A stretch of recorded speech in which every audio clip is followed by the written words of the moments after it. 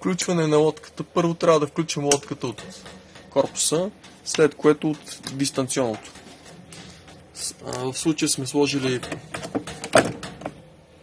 нашата, да речем, захранка. Ако си представим, че това е захранка, дъпаме кордата. Ето, вижда се как кордата откъде минава. Няма по никакъв начин възможност да падне захранката, колкото и да дърпа със сила. Така.